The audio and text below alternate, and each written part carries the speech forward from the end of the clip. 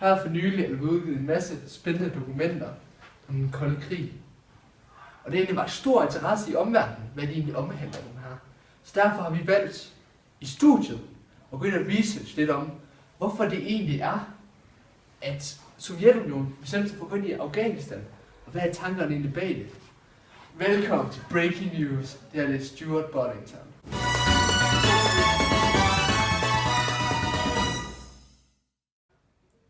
Og til at starte med, der vil vi vise nogle videoer, der viser, hvor grusom den her krig egentlig var i Afghanistan.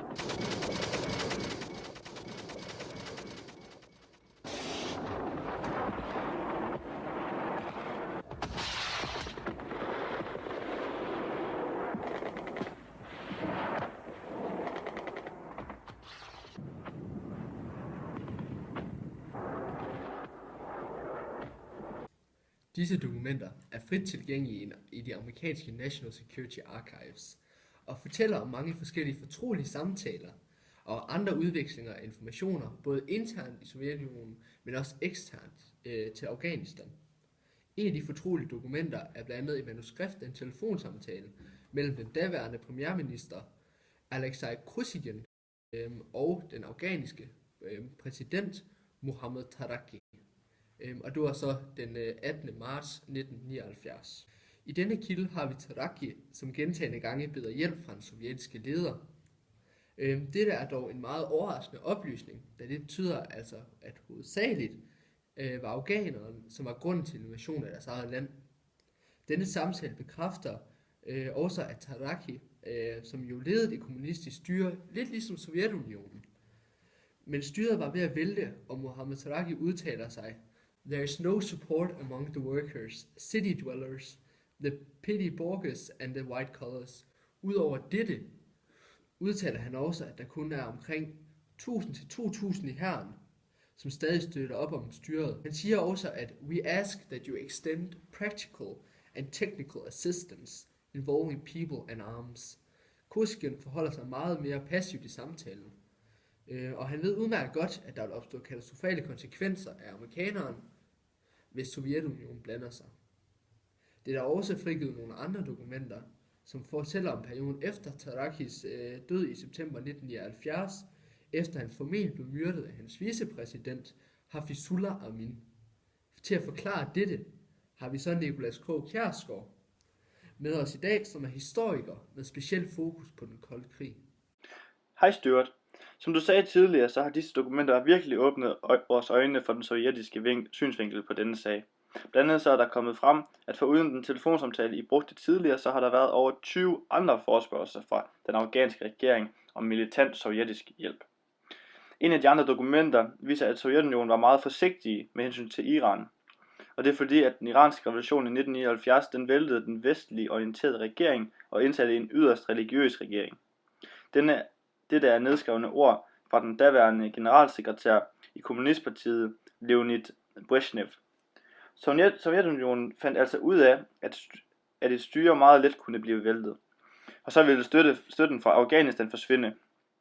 Dette vises også ved, at præsident Taraki, som jo var ham, som tidligere kontaktede Sovjetunionen, blev dræbt, og hans ven Amin jo tog over.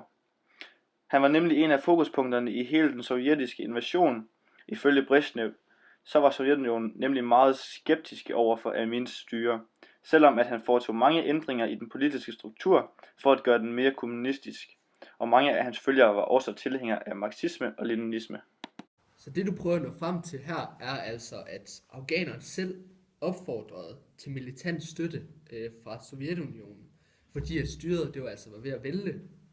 Ja, Det er fordi opbakningen til Taraki, den var ikke særlig god, så Sovjetunionen de mente, at der ville komme til at ske en lignende revolution, som der gjorde i Iran året forinden. Det ender dog med, at Sovjetunionen de giver Afghanistan visse krav, og nogle af dem er, at de skal levere 100.000 tons korn og hæve oliepriserne. Hvad var det så, du mente tidligere, da du sagde, at Sovjetunionen blev mistænksom på den nye regering i slutningen af efteråret 1979? Altså, der er et personligt memorandum, som er en meddelelse fra lederen af KGB, Andropov. Den eneste anden, som så det brev, var Brezhnev, som jo var generalsekretær for Kommunistpartiet og en af invasionens fortalere.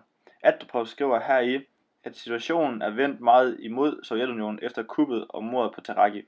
Han mistænker også Amin groft om at vælge at skifte mod Vesten for at kunne beskytte sin personlige magt og så blive en af Vestens væsentlige allierede.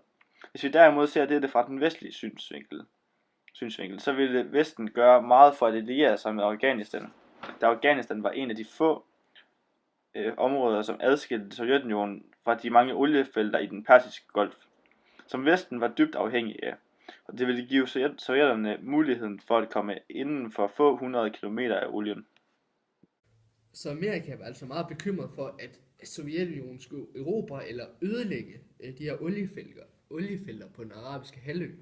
Det er fuldstændig korrekt, men der er desværre ikke nogen troværdige kilder, som har givet den mindste antydelse om, at det var en del af Sovjetunionens langsigtede plan.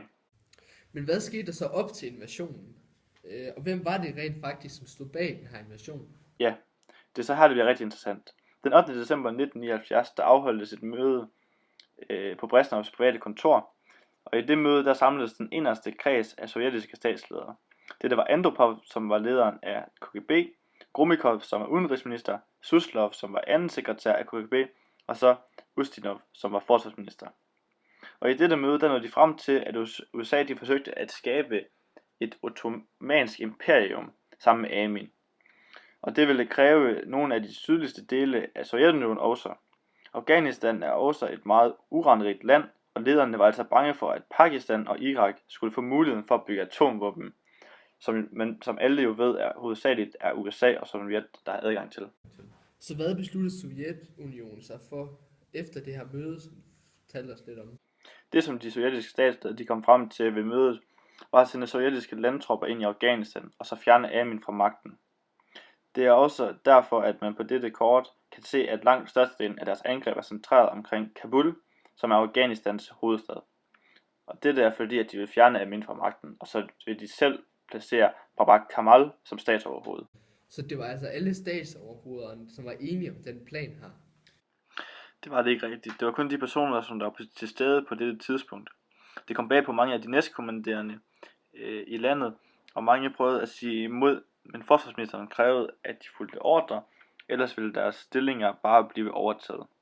For eksempel så forsøgte generalernes og øverstbefalende Nikolaj Ukakov at overtale statslederne til at løse konflikten fredeligt med politiske løsninger, men han blev omgående benægtet.